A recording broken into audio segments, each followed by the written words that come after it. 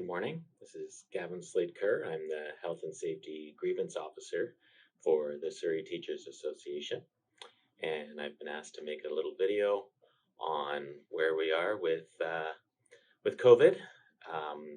This is recorded on January the 10th in the morning, and things change so rapidly that I hope it's still up to date at the end of the day. I'd like to acknowledge that I'm on the traditional and unceded territories of the Kwantlen, Katzie, Semiahmoo, and Kakite First Nations. I thought I'd start with the most recent and what I think is important information for everyone. Just on the radio on the way in, I was listening to Dr. Bonnie Henry, and she clarified two things for me. One was that if someone in your house has COVID, and you do not, they should isolate as much as possible. But that if you do not have symptoms, then you can go to work.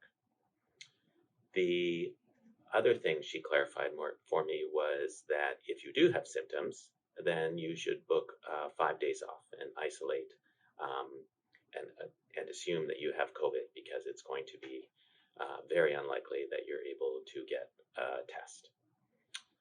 So let's move on to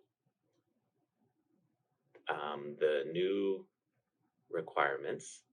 So these new guidelines came in on December 29th and maximizing space between people.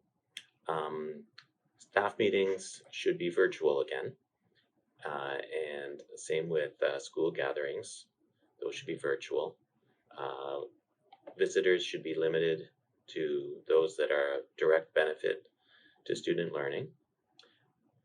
Extracurricular sports tournaments paused, and masks. I'm hoping we'll see a renewed commitment by administrators to enforce mask use throughout the schools. And I'd also like to point out the steps for a refusal of unsafe work.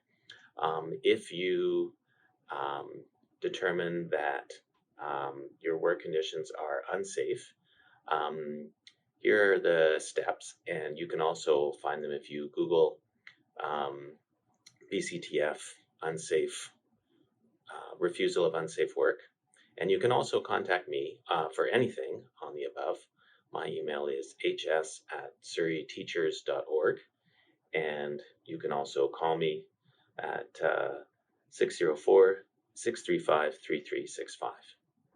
So the steps for refusal of unsafe work are: first, to inform your supervisor that you feel that work is unsafe. And it's a refusal of unsafe work. It's not a refusal to work. So you do need to continue throughout this to make yourself available to work. So at that point, the principal decides whether or not they feel it's safe. If they do, and you do not, then the second step is that the principal and a member of the school health and safety committee have a look at the conditions.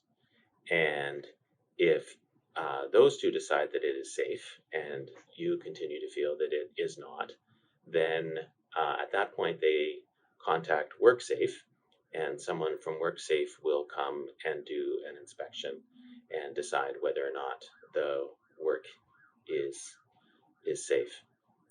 So I hope all this is helpful to you as you move forward, and I've given you my contact information, and goodbye for now.